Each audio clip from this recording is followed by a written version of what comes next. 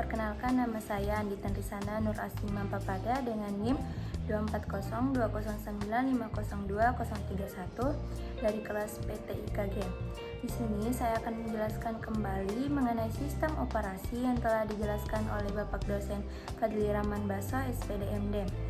Oke, selanjutnya pada dasarnya bahwa setiap mesin yang kita gunakan atau yang ada itu sebenarnya memiliki sistem operasi untuk digunakan mengoperasi mesin-mesin tersebut. Jadi banyak sekali alat-alat yang biasa digunakan sehari-hari untuk menggunakan sistem operasi sesuai dengan fungsi dan manfaatnya. Tentu saja sistem operasi pada setiap mesin berbeda-beda sesuai dengan tujuannya. Nah, sistem operasi di sini bisa kita artikan sebagai penghubung antara pengguna mesin dan perangkat keras yang dimiliki mesin tersebut. Sebelum ada sistem operasi, orang hanya menggunakan komputer dengan menggunakan sinyal analog dan sinyal digital. Tetapi dengan perkembangan ilmu teknologi pada saat ini sudah terdapat berbagai sistem operasi dengan keunggulan masing-masing.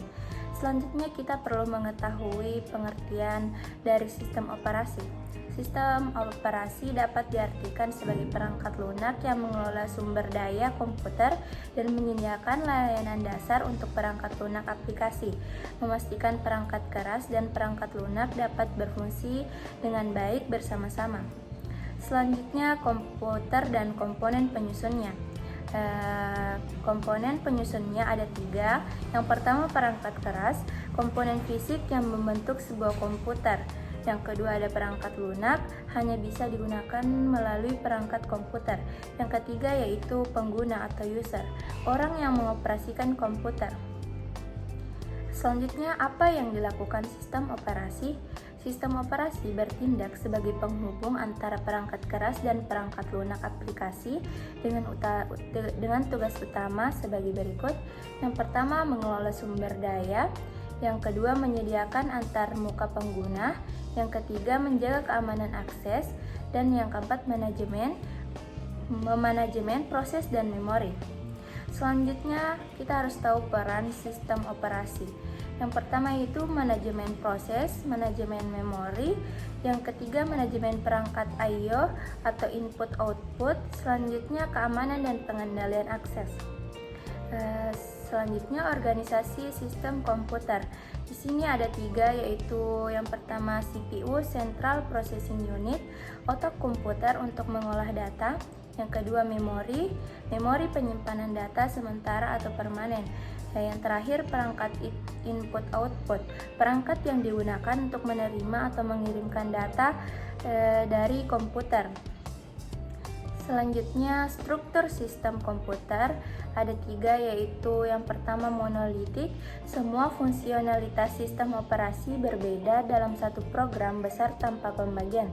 Salah satu contohnya yaitu Unix.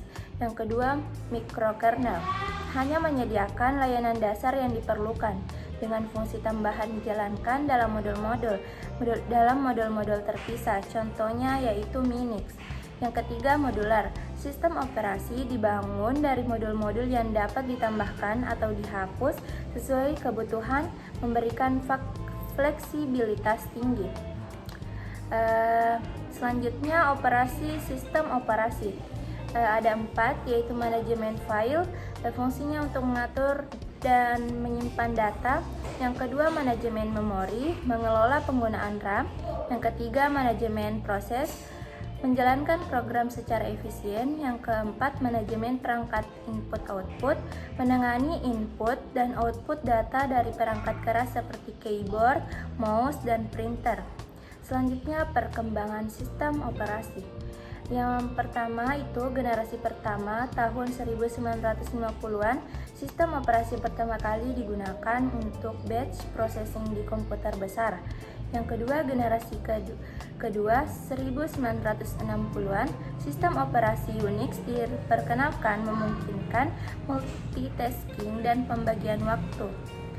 Generasi ketiga tahun 1970-an hingga 1980, sistem operasi berbasis GUI seperti MS, DOS, dan macOS memperkenalkan antarmuka grafis yang lebih ramah pengguna. Yang terakhir, generasi keempat tahun 1990-an hingga sekarang, sistem operasi modern seperti Windows, Linux, Android, dan iOS mendukung berbagai perangkat dan teknologi baru, termasuk mobile computing dan cloud computing. Baik, itulah penjelasan yang dapat saya jelaskan mengenai sistem operasi. Terima kasih telah menontonnya. Mohon maaf apabila ada kekurangan. Wassalamualaikum warahmatullahi wabarakatuh.